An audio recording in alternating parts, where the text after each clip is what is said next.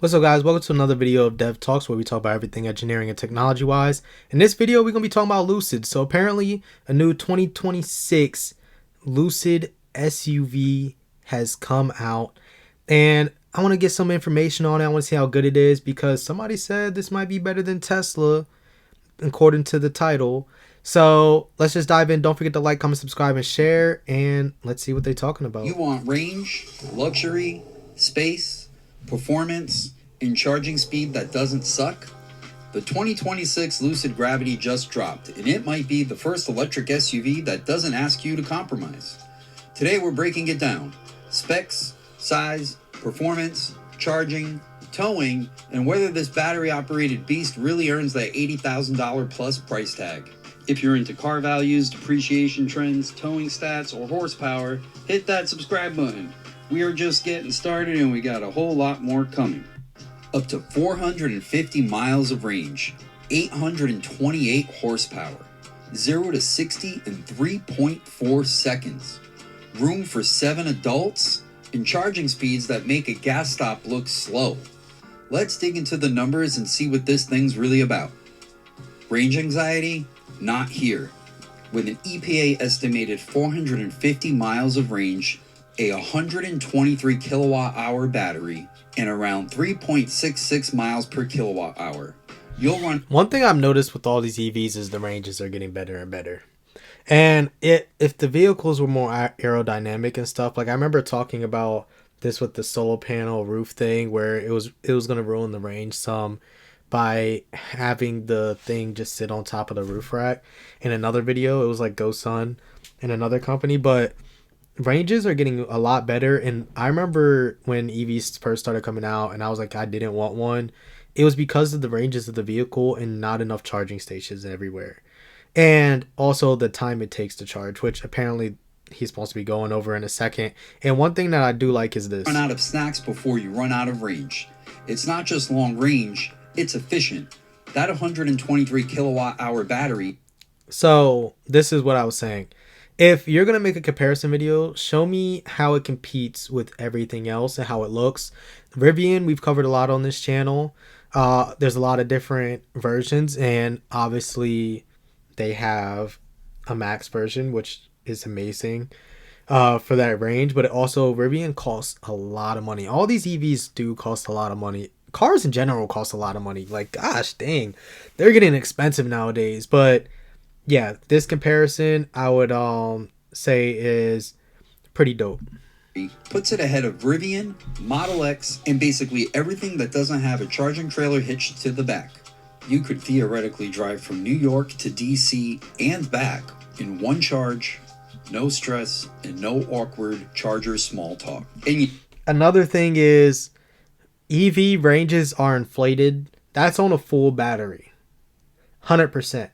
When you charge EVs, you're supposed to charge it to like 80, 88, 5%. So you do lose about 15 to 20% of range whenever you do drive an electric vehicle and you are driving around per day. Because I have been told like you do not want to charge your battery to max every single time. And I think there's a thing onto it because even for your iPhones, right?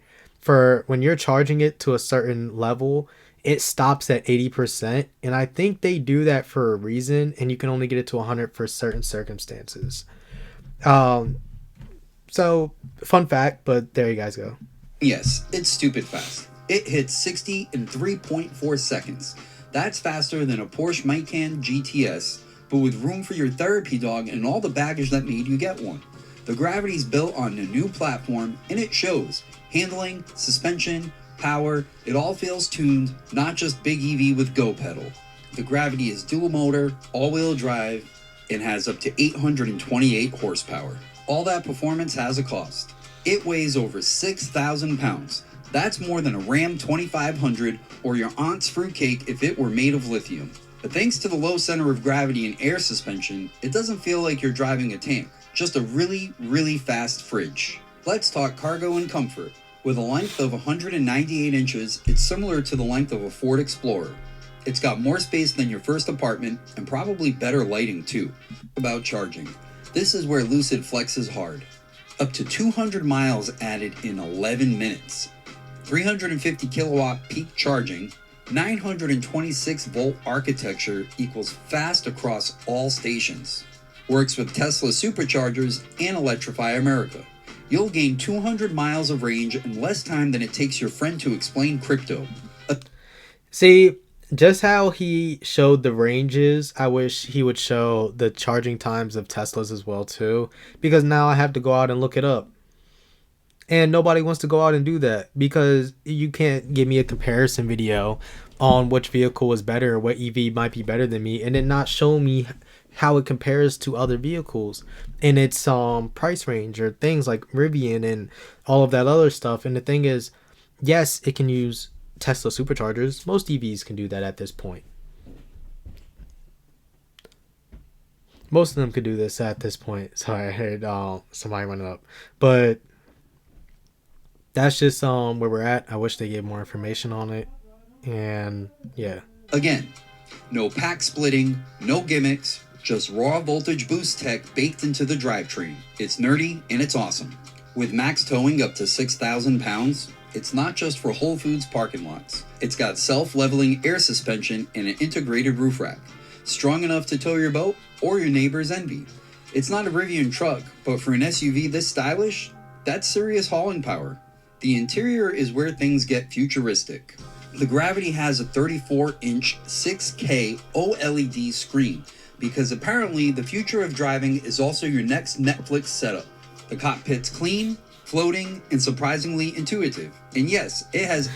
When I seen that, I literally had to say that had to be edited on there because there's no way you're able to watch Netflix shows on that top screen at all while driving. Like, no, don't give me that. Actual physical buttons where it counts. Now let's talk price. How much to park this in your driveway? Gravity Touring starts at $79,900. Gravity Grand Touring starts at $94,900. It's built in the USA, so it's likely to be eligible for the tax credit. Orders are open now, and deliveries start in late 2025. It's not cheap, but if you're shopping Model X or Rivian R1S, the Gravity might actually check the most boxes. By the way, if you're into actual... And, well, that's pretty much the ending of that video. So, just like this thing said right here, $103,000. You guys see that? $106,000. These vehicles, these EVs nowadays just are not cheap at all. The Rivian one truck costs a lot of money. And actually, while I have you guys here, let's see. Rivian R1S. The Rivian R1S 2025 new MSRP is $86,400. And that's not being able to customize it and add more stuff into it. And I believe if you want to compare this to anything, I would compare this to the Cybertruck. So Cybertruck cost. Cybertruck starts from $70,000 for the way that it looks, and it has less customization for colors and everything else on it right now, unless you're looking at one of the, like, what is it, the Model Ys or X's, whatever one is the bigger Tesla. I don't know. I only know the good looking Teslas. But without further ado, let me know what you guys think in a comment down below. Would you say that this Lucid is better than Tesla? And actually, one of the things that I like about Rivian, Tesla, and Lucid is that they're all made in America for EV choices. I think that's like a great thing. They're all made in the US. We have them all here. They're all trying to compete. They're trying to make whatever products better than other, and people can have their own preferences and go based on that and see how everything goes. But let me know what you guys think in the comments down below. Don't forget to like, comment, subscribe, and share. And if you want to send me any recommendations, send it to my email at devtalkspod@gmail.com. It's also going to be in the description down below. Without further ado, peace. See y'all next time.